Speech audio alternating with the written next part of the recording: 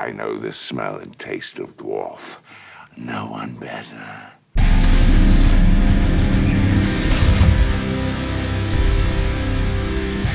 The Hobbit, there and back again, released in... oh, wait, what was that? Oh, you wanna make this a trilogy? Oh, we can't really call this one there and back again. What do you want us to call it? The Desolation of Smaug? Okay, you're the boss. The Hobbit, The Desolation of Smaug, released in 2013, and is directed by Peter Jackson, who has also directed the other Hobbit films and the other films in this Middle-earth franchise. And this film is starring Ian McKellen, Martin Freeman, Richard Armitage, Benedict Cumberbatch, Evangeline Lilly, Lee Pace, Luke Evans, Ken Stott, James Nesbitt, and Orlando Bloom, whose character should not be in this movie at all. But hey, he's one of the best parts of The Lord of the Rings, so you gotta have him in here. It's fan service, damn it. And the reason why we're talking about The Hobbit, The Desolation of Smaug today is because it was a PayPal recommendation from one of my supporters and subscribers on this channel, Dr. Camp. Thank you so much for recommending all of these Middle-earth films. We talked about An Unexpected Journey last time, and that is my favorite of these Hobbit films.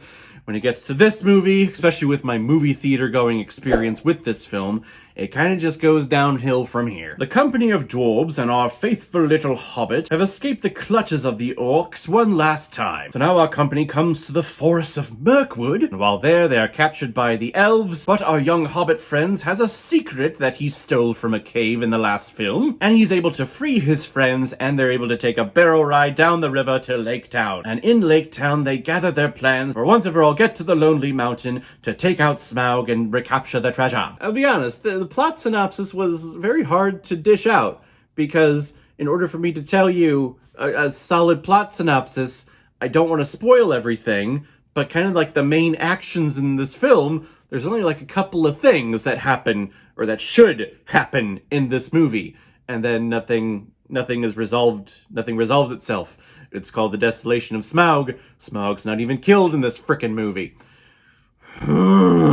This movie is basically the definition of blue balls, I'll be honest. Even from the last film, building all the way up to a climax here with the dragon. And okay, we're extending it out where the dwarves are actually going to go into battle with the dragon, only for the dragon to leave the cave to take out Lake Town, which happens in the book finally, and then the film ends, is just like a...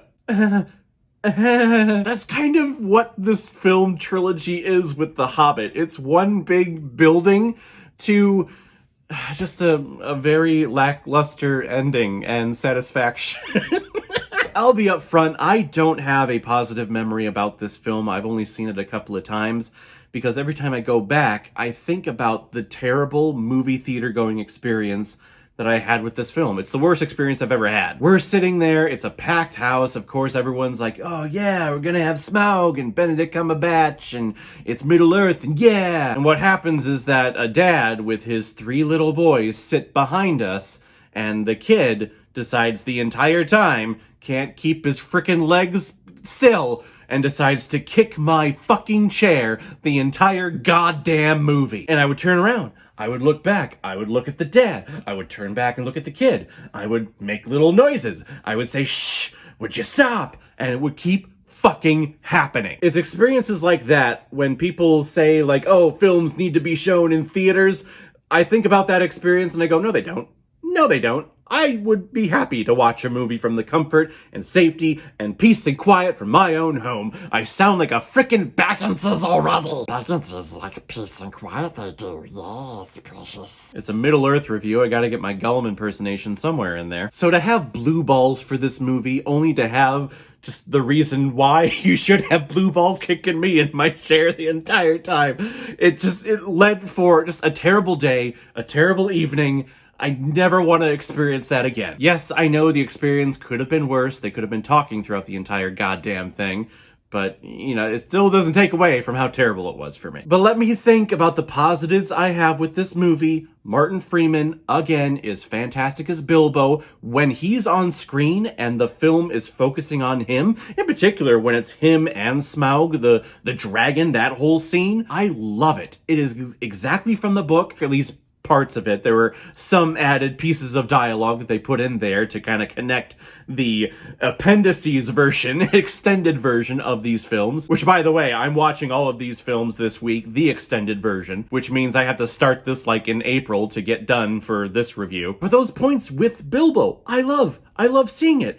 It's just when the film switches its attention to Thorin and to Orlando Bloom and Keeley falling in love with Evangeline Lilly that I roll my eyes and go, no, what are you doing? Now, I like fan service. Fan service is for the fans. It's there to make the fans happy, or at least that's the intent.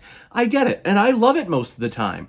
I don't like it, though, when you put in fan service just to cram it down our throats. For instance, you look at Spider-Man No Way Home. That film is riddled with fan service. A lot of special cameos happen in there. That's fan service. But the fan service happens in service of the story. It plays into the story. It makes sense in the story. Fan service like what we get in here, it's all just, oh, well, we need time to fill because this is the middle chapter, and originally this was going to be a 2-film series, so we were going to end this movie with a huge-ass battle, but now we can't, so now we need something to fit in here. Oh, hey, get the blonde-haired elf from the Lord of the Rings films. Everyone loves him. Let's have him come in here. No.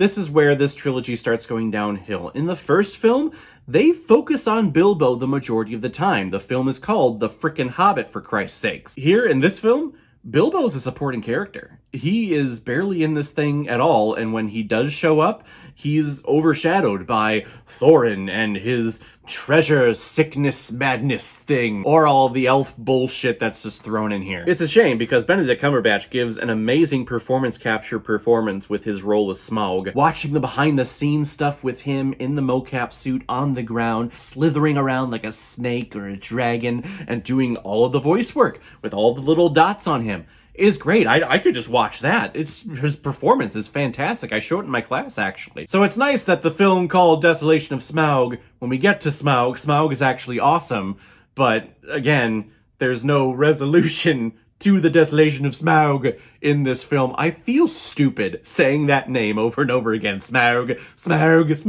Which in the cartoon, I think they just call him Smaug, which I think it's definitely easier to say, but nope, it's Smaug in this film. The Hobbit, The Desolation of Smaug is one of the most obvious stretching and reaching to just make another film in a series that has ever been made. Plus, on top of that, with a terrible theater movie-going experience, and also just all the shoehorning of fan service and characters that were never in the story, shoehorning it all in here.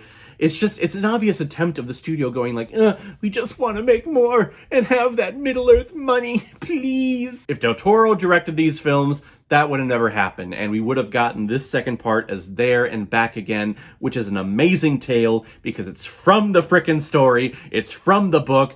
That should have happened, but sadly we don't. I'm gonna give The Hobbit, The Desolation of Smaug 2 out of 5 Blu-rays. Alright guys, we are going to be wrapping up our Hobbit trilogy next time with my review of The Hobbit, The Battle of the Five Armies, and then we'll take a look at The Lord of the Rings, The Fellowship of the Ring, and Return of the King later on this week. So guys, have you seen The Desolation of Smaug? So what did you think about it? Or if you've never seen it before, and you stumbled across it because of this video, then comment below, let me know what you thought about it. And as always, if you like what you see here, if you like my take on movies, then hit the subscribe button, and make sure you hit that bell so you know the next time I release my next movie review. So guys, I will see you next time with my review of The Hobbit, The Battle of the Five Armies. So in the meantime, be well, be good to each other, and go watch a movie. Take care, guys.